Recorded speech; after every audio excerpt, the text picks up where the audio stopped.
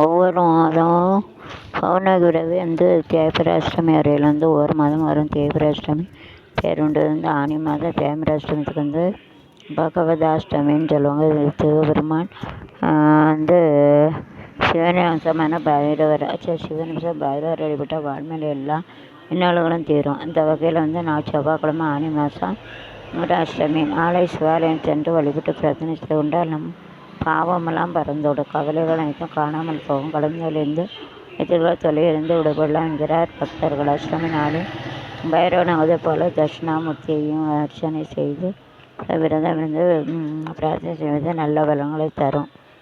அஷ்டமியில் பைரவரை தரிசனங்கள் 4 பேருக்கு உணவு புட்டலங்கள் வழங்குவார். வாழ்க்கையில் ஏற்பட்ட அனைத்து விதமான பிரச்சனைகளுக்கும் தீர இந்த விரதத்தை அஷ்டமி விரதத்தை தொடர்ந்து அனுசரிங்க. பைரவர் என்றால் பயத்தை நீக்குவர் என்று பொருளில் அவரவர் தெய்வர அஷ்டமி நேற்று அதில் பைரவரை வழிபர்கள் அவர்களுக்கு எதிரி ஏற்க மாட்டார்கள். பில்லி சுனி அகலம் வழக்குகளை வெற்றி பெறலாம் என்பது ஐதீகம். மலர்கள் அரளி மலையை கொண்டு பைரவருக்கு அணிவித்து பிரார்த்தனை செய்ய வேண்டும். வெண்பொங்கல் நைவேத்தியம் செய்த கலந்தொல்லைகள் நீங்கும். வெண்பொங்கல் வைத்தியம் எதிர்ப்பு அகலும், தீசக்தி அண்டாது வடை சாத்திய வளங்கலாம். மிளகு வடை வைத்தியத்தில் செய்து வழிபடலாம். செவ்வாழை சாத்தி சிவப்பு அரளிப்பூ மாலை போட்டு கலந்த பாயசம் வடை பாத்தியல் பணம் கொண்டு வெள்ளை பூசணிக்காய் விட்டு தீபம் ஏற்றி விபூதி அபிஷேகம் செய்து வழிபட சகல பாக்கியங்கள் கூடி வரும். சனி பகவானில் ஏற்பட்ட தோஷங்கள் நீங்கவும், ஏழரை சனி, அஷ்டம சனி, குண்டை சனி, அர்த்தாஷ்ட சனி நீங்க காலபைரவனுக்கு போல் ஆணை தேய்பிரவங்களை விரதம் இருந்து பைரவ வழிபட்டால் திருமண தடை நீங்கும், சட்டை தோஷம் நீங்குவது, அம்மா பயனாகலும் என்ன பைரவ வழிபட்டு செய்தால் வறுமை பகவரின் தொல்லை நீங்க அருளால் ஐஸ்வரங்கள் தன லாப வியாபாரத்தை முன்னேற்றம் 5 வகையை பயன்படுத்தி 5 தனித்தனி அகல்விளக்கு ஏற்றி பைரவர் வழிபட சிறப்பான நல்லெண்ணெய் இழுவெண்ணெய் தேங்காய் விளக்கெண்ணெய் கொண்டு இல்லாத பிரச்சனைக்கு நல்லெண்ணெய் இழுப்பெண்ணெய் தேங்காய் நெய்யை விளக்கெண்ணெய் 12 ராசியான உடலில் உள்ள அங்கமாக கொண்டவர் 12 ராசிகள் உடலில் அங்கமாக கொண்டவர் வைரஸ் அவரை வழிபட கிரக தோஷம் எல்லாம் உள்ளிட்ட அனைத்து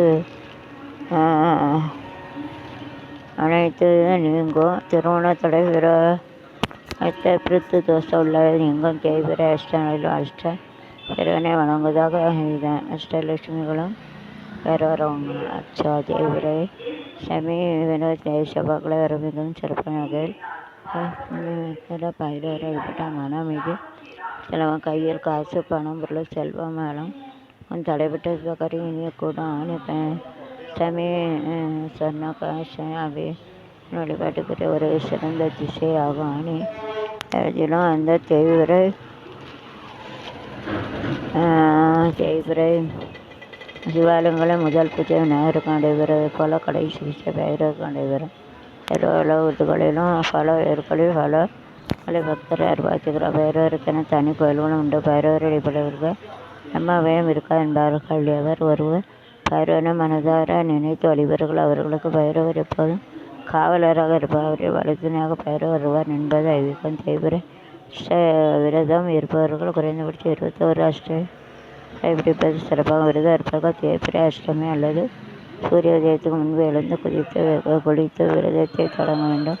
பைரவரை வழிபட்டு நம்முடைய கடந்த கால அவர்களுக்காக மனிதார மன்னிப்பு இருக்க வேண்டும். முன்னவர்கள் ஆத்ம வழிபட வேண்டும். பைரவரின் வளமான கருப்பு கால் பிஸ்கட் கொடுக்கணும். வீட்டில் பைரவரை வழிபடுவது.